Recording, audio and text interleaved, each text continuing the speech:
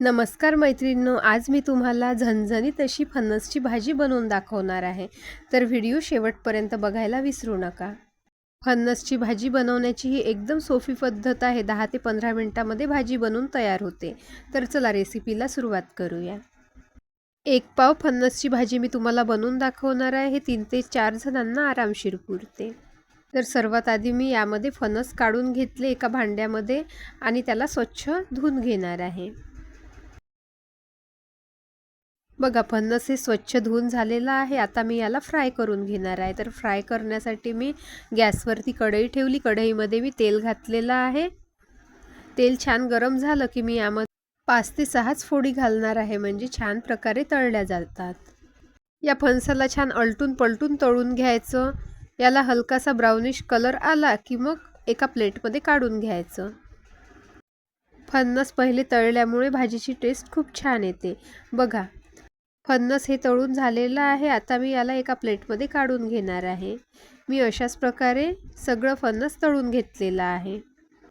3 चम्मच एवढं तेल उरलेलं आहे. आता याच तेलामध्ये मी भाजी फोडणी घालणार आहे. चला वाटणची तयारी करूया. वाटण बनवण्यासाठी मी सर्वात आधी घेतलेला आहे 1 लसणाचा गाठा आणि थोडी खाकस आणि 1 इंच आल्याचा तुकडा घेतलेला आहे आणि थोडंसं धना पावडर. याला मी छान बारीक वाटून घेणार आहे. बघा वाटण तयार झालेलं आहे. आता मी याला गरम तेलामध्ये सोडून घेतलेलं आहे. याला छान खमंग तळून घ्यायचं आहे. हे वाटण छान तळून झालेलं आहे. यामध्ये आता मी जिरा पावडर आणि हळद घालणार आहे.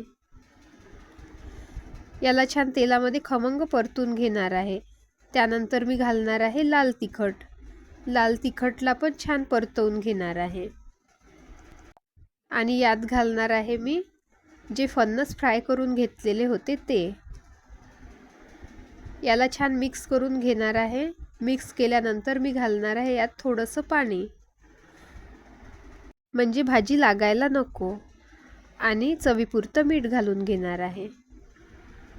मीठ घातल्यानंतर याला छान प्रकारे मिक्स करून घेणार आहे आणि याला झाकून 2 मिनिटापर्यंत शिजू देणार आहे. या भाजीमध्ये मी कांदा वापरणार नाही आहे. तुम्हाला कारण सांगते. या भाजीमध्ये कांदा घातल्याने पाणी एकीकडे आणि तेल एकीकडे जाते. एकसंध अशी भाजी होत नाही, त्याच्यामुळे मी कांदा अवॉइडच करते. तुम्ही अशा प्रकारे ही भाजी नक्की बनवून बघा.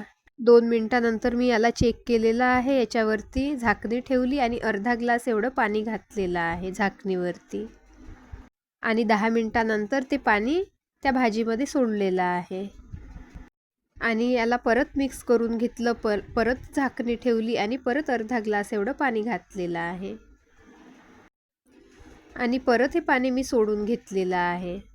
भाजीत पाणी घालताना मी गरम पाण्याचाच वापर इथे केलेला आहे. आता छान भाजी मिक्स करून घेतलेली आहे. आता मला काही पाण्याची आवश्यकता नाही आहे. याला झाकून असंच 5-10 मिनिटं असं शिजू देणार आहे. बघा 5 ते 10 मिनिटानंतर भाजी बनून तयार झालेली आहे. बघू शकता एकसंध अशी भाजी तयार झालेली आहे. आता मी शेवटी घालणार आहे काळा मसाला आणि सांबार. कुठेही असं पाणी एकीकडे आणि तेल एकीकडे असं दिसत नाही. भाजीचा रस्सा हा एकसंध दिसतो. अशा पद्धतीने नक्की भाजी बनवून बघा. व्हिडिओ आवडल्यास लाईक करायला विसरू नका. पुन्हा अशाच नवीन रेसिपी बरोबर भेटू. तोपर्यंत बाय.